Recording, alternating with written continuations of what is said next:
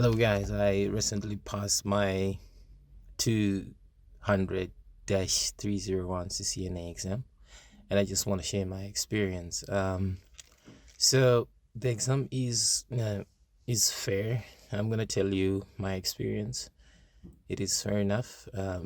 Everything that I learned or everything that I studied during the preparation period was in the exam, and I cannot tell you the exact questions that was actually in the exam, but you got to prepare well. I used different sources of material, including boson, exam, max. It helped me prepare my exam. I mean, there's a difference between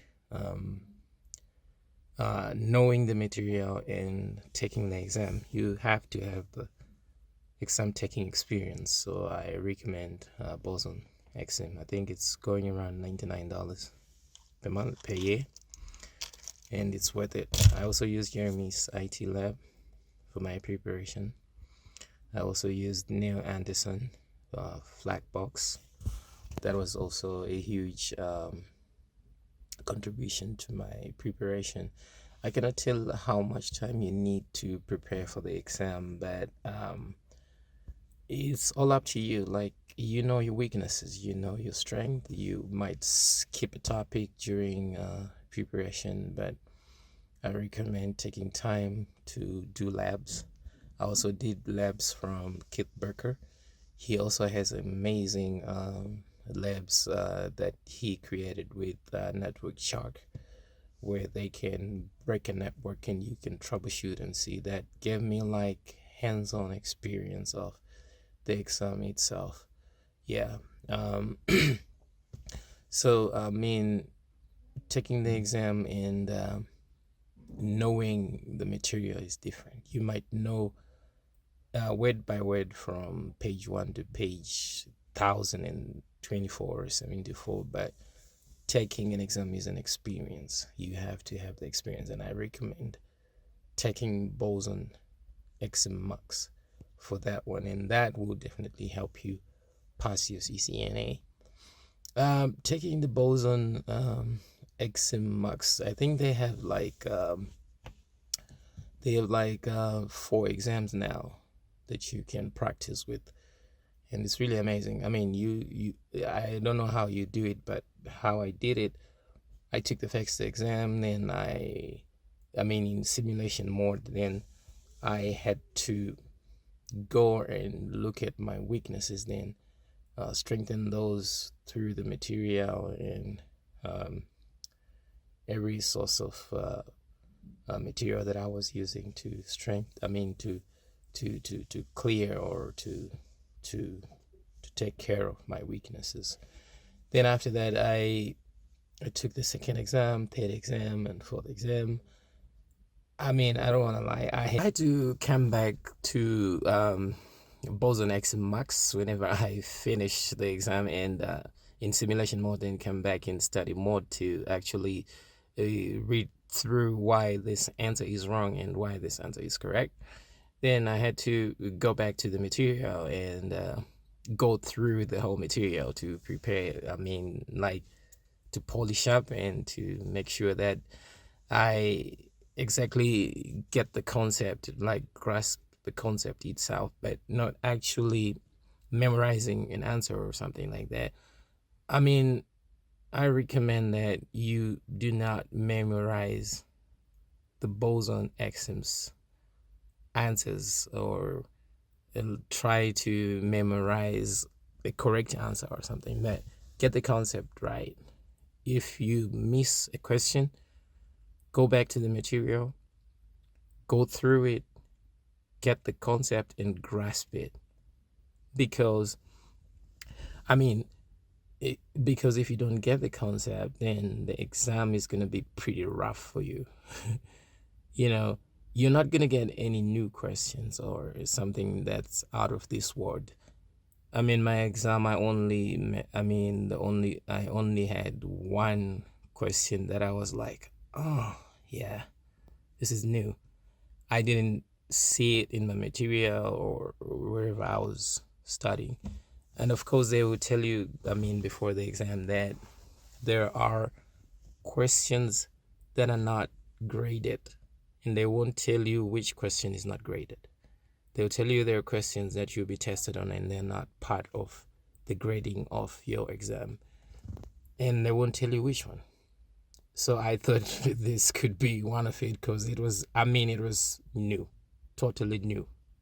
I had 89 questions and 3 labs, of course.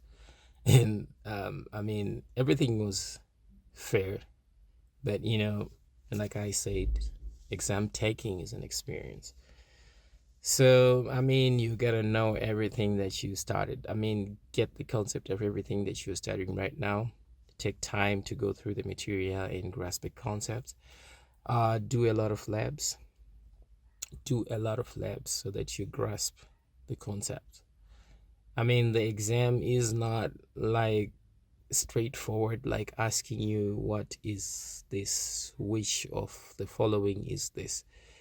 Most of the questions that I met were like, from this extract, blah blah blah. Then they'll ask you a question from the extract of, let's say, a show command or a configuration that an engineer has done, and they'll ask you like, hey, what could be this? And from that extract, you gotta be very careful and look for the answer and see like, yeah, this could be the problem. So I don't want to lie, they don't ask you anything out of this world. Your IPv6, your IPv4, your routing table, your NAT, your DNS, your FTP, TFTP, all those protocols. And be sure that you have a strong understanding whenever they say config on the exam blueprint. So when I was preparing for the exam, I had to print the exam blueprint, stick it to the wall. And sometimes I would ask myself questions whenever I look at it. I was like, configure static NAT or dynamic NAT. I was like, oh yeah. Then I try to answer that question from my head. Then whenever I had questions for myself, I would go to Packet Tracer and try it out in a lab environment. Like, then I also created my own labs. If you've been on this channel, this is just a small channel, but it also helped me to strengthen my my understanding and getting the concept right. Like when I was doing the DHCP configuration, VLANs, and security configurations, as well as wireless network access with wireless LAN controllers and all the stuff. I created my own lab environment. I was like thinking, like, if I have a small network with 2 VLANs and all this stuff, how do I configure this?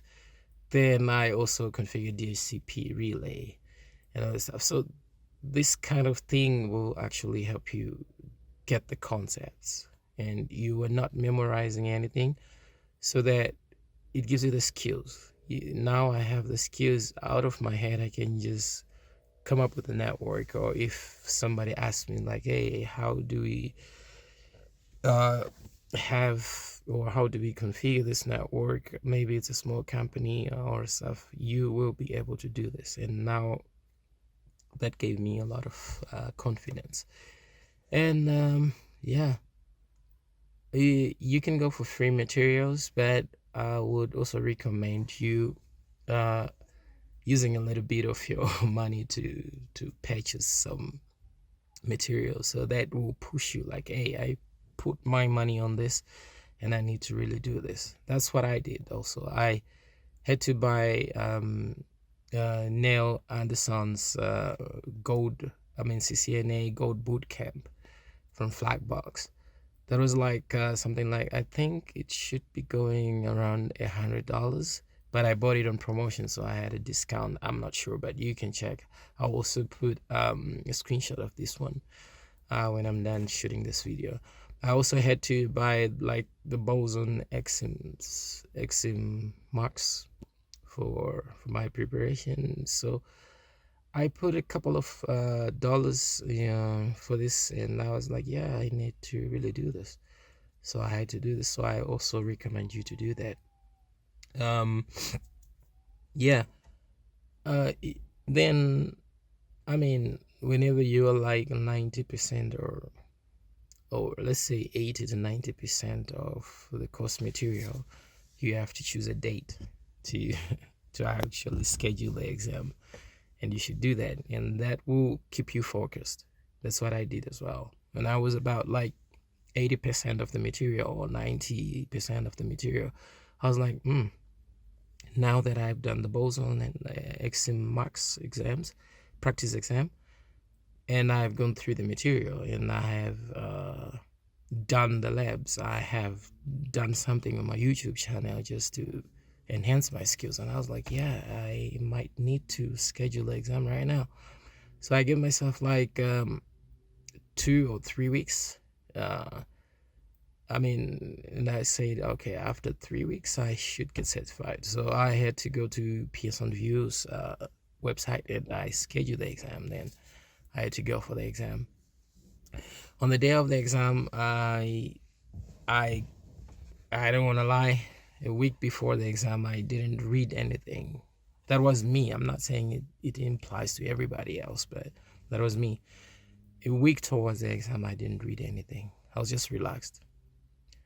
I could just go maybe through some YouTube channels to encourage me, like, hey, on the day of the exam, you have to do this. You have to be there 15 minutes earlier so that you go through the paperwork and all the stuff. But I didn't read anything. I didn't have any sticky notes with me. I go to the exam, I think 10 minutes before the exam, I didn't have any sticky notes.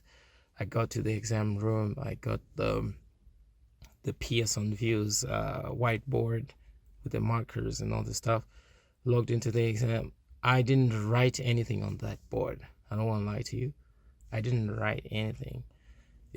I had this confidence that I prepared well enough, and I think that helped me a lot. I got into the exam. The only thing that I could write on that board was when I was answering a question that needed me to use maybe acronyms, like what we used to do with OSI model, like all people seem to need data processing so that you remember the layers, and the layers in their order, like layer 1, layer 2, layer 3, layer 4, layer 6, layer 7, something like that. I didn't write anything. Subnetting was here. I didn't write some subnetting tricks on that board. It was just me from my head, nothing else. So I think that prepared me very well. I think I prepared very well. So I'm encouraging everybody to prepare very well before the exam. That was my experience, guys. If this video was helpful for you guys, kindly share, like, subscribe, and comment. See you on the next one.